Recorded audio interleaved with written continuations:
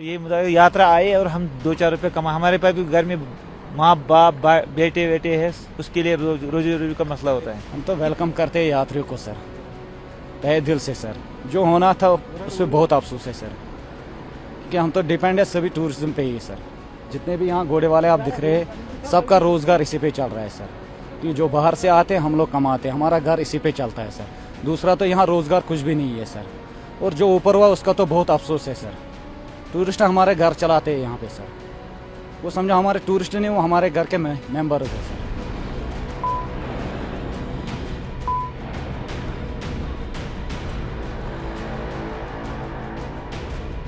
गोलियों की तड़तड़ाहट, वो भी लगते लोग, माँ की चीख आज हर भारतीय का कलेजा चीर कर रख दिया है।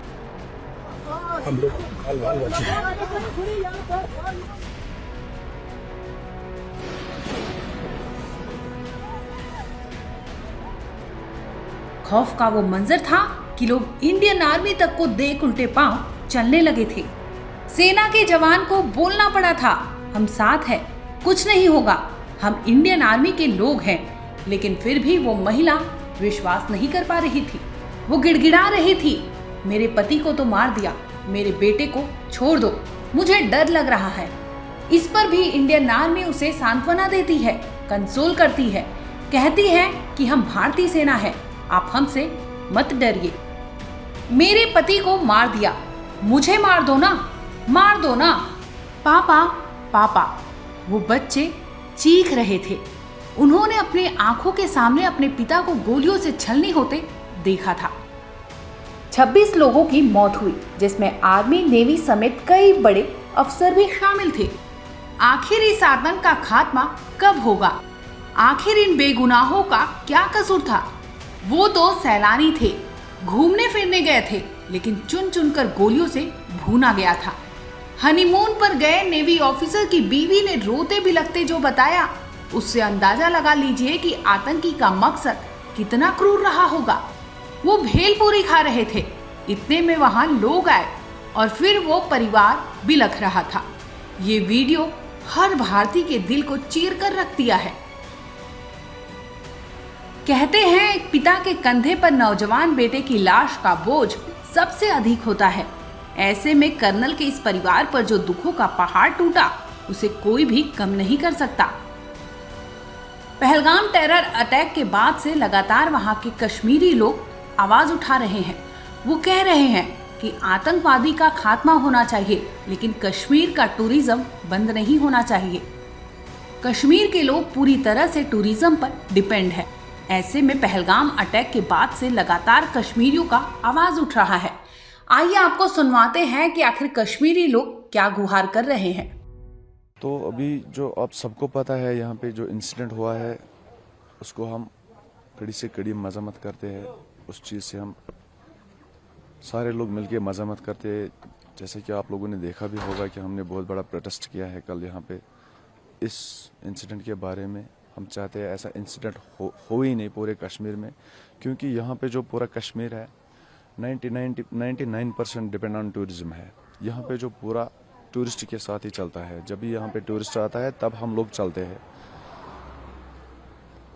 तो जो ये इंसिडेंट हुआ है, हमने कोशिश की है, वहाँ पे जो डरे हुए लोग थे जो वहाँ से दौड़ दौड़ के आ रहे थे, सबसे पहले हमने उनको रेस्क्यू किया है।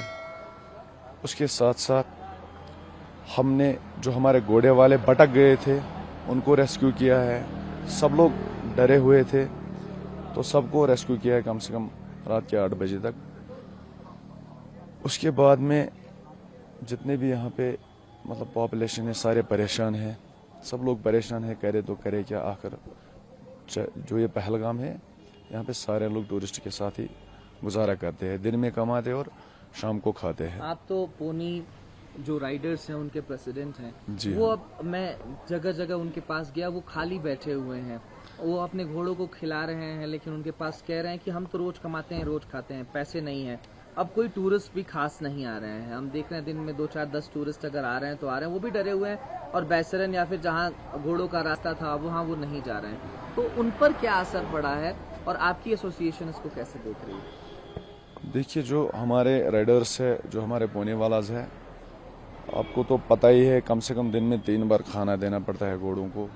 उनको खाना देने में अभी प्रॉब्लम हो रही है, और यहाँ पे टूरिस्ट ना आने की वजह से बहुत सारे लोग स्ट्रेस में चले जाते हैं, परेशान हो रहे हैं।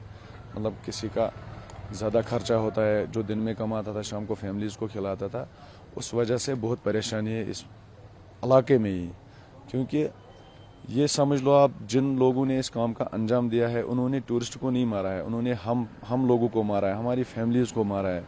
इससे अच्छा था उनको यहाँ पे घर घर जाके हमको अपनी फैमिलीज़ के साथ अटैक करना, मारना ही था, हमको ही मारना था। क्योंकि जिन लोगों ने इस पे कायराना हमला किया है उनको कम से कम सोचना था हम लोगों के बारे में। क्योंकि यहाँ पे ना कोई बागात है, ना कोई ज़मीन ज़रात है, ना कोई मतलब ज़्यादा मतलब एजुकेशन है, ना मुलाजिम है। यहाँ पे सारे लोग टूरिज़्म के ऊपर ही डिपेंड थे। अब हमारी एक रिक्वेस्ट रहेगी आपकी चैनल के वसादत से, हमें अपने मुल्क पे भरोसा है, अपने मुल्क के लोगों के ऊपर भरोसा है। इन कायरानों से मद्देनज़र रखते हुए ना डरे, आप लोग आए, हम लोग सीना तान के यहाँ पे खड़े हैं। हम लोग आपके लिए मतलब जो भी हो सकेगा, जितना भी कोशिश हो सकेगा। कश्मीरियत हमने ज़िंदा रखी है बार बार, और आगे भी हम ज़िंदा रखेंगे। हम लोग चाहते हैं, मुल्क के लोगों से हमारी रिक्वेस्ट है, आप जिन लोगों की बुकिंग है आप कैंसिल ना करवाए। आप लोग आए, हम आगे खड़े हैं सीना तान के। यही मुद्दा करते हैं हम कि यात्रा आए, टूरिस्ट भी आए, हम तो उसके साथ कंधे मिला के है। वो हम एक ही देश का है, हिंदू मुस्लिम सिख आपस में भाई भाई। हम यही कहते हैं कि एडमिनिस्ट्रेशन की गुजारिश करते हैं कि टूरिस्ट को यहाँ पर लाए। हम तो वेलकम करते हैं, हम घुमाने के लिए लाते हैं, जाते भी है, हम खुद जाते हैं। तो यही मुद्दा, यात्रा आए और हम 2-4 रुपये कमा। हमारे पास भी घर में माँ बाप बेटे है, उसके लिए रोजी रोटी का मसला होता है। कितने पैसे आप दिन में कमा लेते थे जब टूरिस्ट का फ्लो था, जब बैसरन मिलते थे? जब स्कूल से वापस आए 10 रुपये मिलते थे।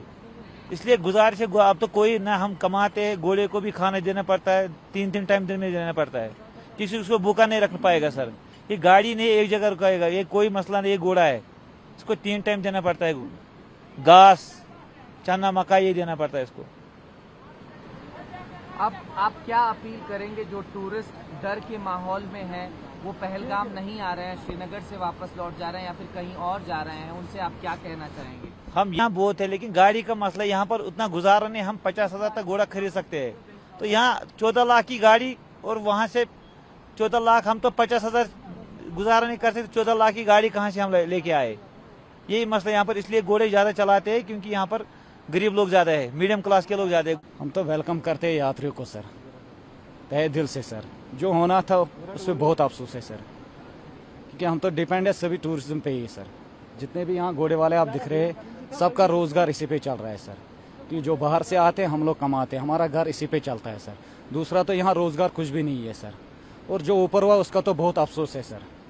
टूरिस्ट हमारे घर चलाते हैं यहाँ पे सर, वो समझो हमारे टूरिस्ट नहीं, वो हमारे घर के मेंबर्स है सर।